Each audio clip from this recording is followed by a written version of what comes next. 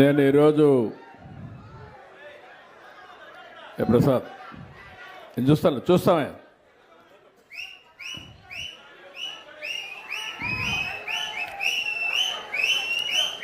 Okay అమ్మా.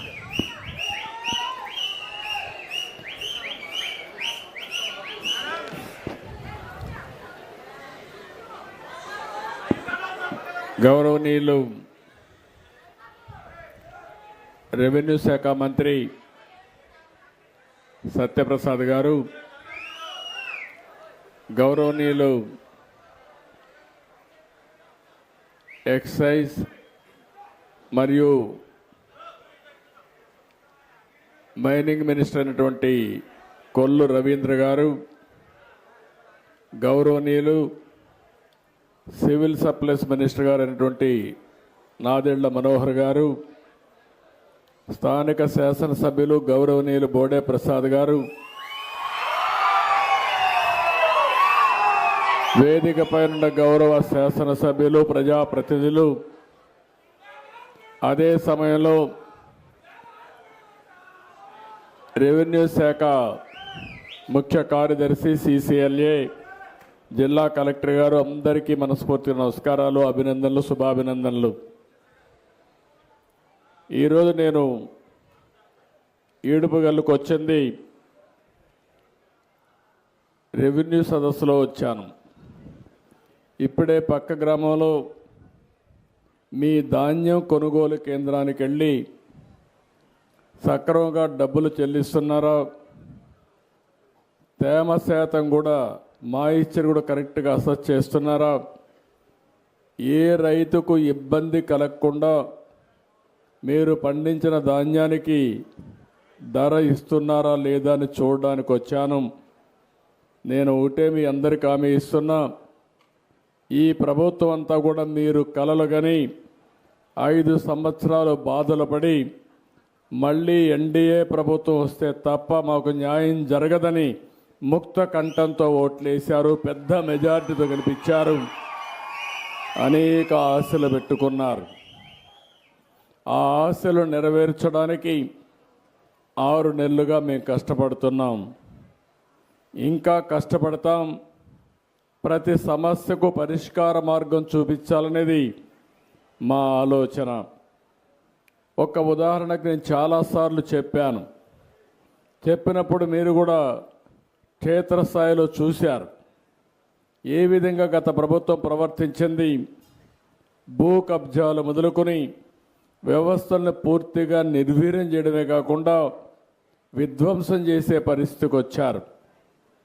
నేను ముఖ్యమంత్రిగా 4వసారి వచ్చాను, 3 సార్లు ముఖ్యమంత్రి అయ్యాను, కానీ ఎప్పుడూ ఇన్ని ఇబ్బందులు చూడలేదు. ముఖ్యమంత్రి అయిన తర్వాత కూడా చాలా సమస్యలు రాత్రింబగళ్ళు నేను ఆలోచించిన ఇంకా పరిష్కార మార్గాలు దొరకలేదంటే మీరే గుర్తుపెట్టుకోవాల్సిన అవసరం ఉంది, ఎంత విధ్వంసం జరిగిందో. కానీ ఒకటే హామీ ఇస్తున్నా, మీరు మా మీద నమ్మకం పెట్టుకున్నారు. ఆ రోజు వీరోచితంగా ఎన్నో ఎన్నికల్లో పోటీ చేశాం, కానీ నిలబెట్టిన అభ్యర్థుల్ని 93% గెలిపించారంటే ఇది మీరు చూపించిన అభిమానం. ఓట్లు కూడా మామూలుగా వేయలేదు, 57% ఓట్లు గుద్దారు మీరంతా కలిసి. మేమెంత చేసినా అది తక్కువే అవుతుంది, కానీ ఇది ప్రజాప్రభుత్వం, మీ ప్రభుత్వం, మీ ఆశల మేరకు పనిచేసే ప్రభుత్వం అని మరొక్కసారి చాలా స్పష్టంగా మీ అందరికీ హామీ ఇస్తున్నా. రాష్ట్రంలో ఉండే సమస్యలను కూడా నేను చాలామంది ముఖ్యమంత్రులను చూశాను, నేనే అందరికంటే ఎక్కువ ముఖ్యమంత్రిగా ఉన్నాను.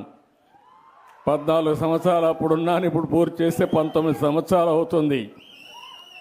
3 సార్లు ప్రతిపక్ష నాయకుడిగా ఉన్నాను. సమైక్య ఆంధ్రప్రదేశ్లో నా రికార్డు ఎవరు బ్రేక్ చేయలేరు, ఇక్కడ కూడా ప్రస్తుతానికి ఎవరు బ్రేక్ చేసే పరిస్థితిలో కూడా లేరు. కానీ మీరు ఒక్క విషయం చూస్తే ఏ నాయకుడు చేయనంత విధ్వంసం జరిగింది.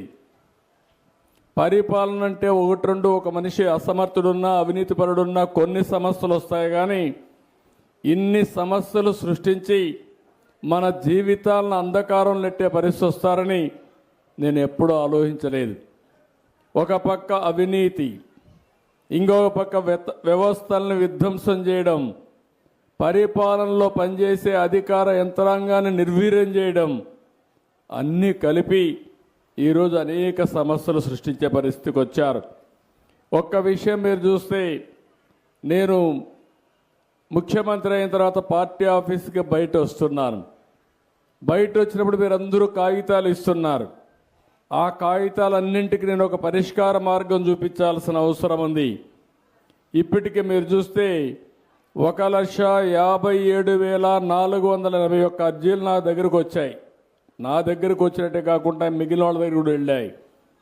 ఇందులో సమస్యలు చూస్తే రికార్డ్ ఆఫ్ రైట్స్ కోసం 78,854 అప్లికేషన్లు వచ్చాయి, అంటే 50% అందులోనే ఉన్నాయి. ఇంటి జాగాల కోసం 9,830. ల్యాండ్ గ్రాబింగ్, మీ భూమిని కబ్జా చేసిన కేసులు చూస్తే 9,528 కంప్లైంట్స్ వచ్చాయి. 1-2 కాదు, 10,000 కంప్లైంట్స్ ఇప్పటికే. ఇవి కాకుండా గవర్నమెంట్ ల్యాండ్ కోసం 8,366 వచ్చాయి. అదే మరిగా ఎన్క్రోచ్మెంట్స్ చూస్తే 8,227 వచ్చాయి. ఇంకొక పక్కన అధికార యంత్రాంగం పైన, వార్డు రెవెన్యూ సెక్రటరీల పైన కంప్లైంట్స్ ఒక 8,000 వచ్చాయి. ఇంకొక పక్కన మీరు చూస్తే 22A, ఎవరైనా మీ భూమి మీది ఉంటే దాన్ని 22A కింద పెట్టేస్తే ఆ భూమి మీది కాదు, ఇది గవర్నమెంట్ భూమి అంటే మీరు ఎంత బాధపడతారో ఒకసారి ఆలోచించుకోవాలి. మార్చింది నెంబరే, కానీ మీ జీవితానికి అంధకారం సృష్టించే పరిస్థితికి వచ్చారు దుర్మార్గులు. దానిపైన మళ్ళా ఒకసారి ఆలోచించి మీరు చూస్తే 22A వేస్తారు.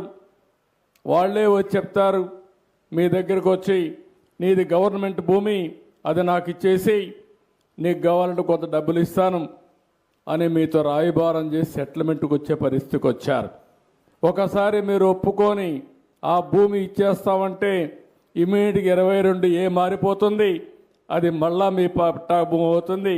ఆ పట్టా భూమి వాళ్ళు కబ్జా చేసే పరిస్థితికి వస్తున్నారు.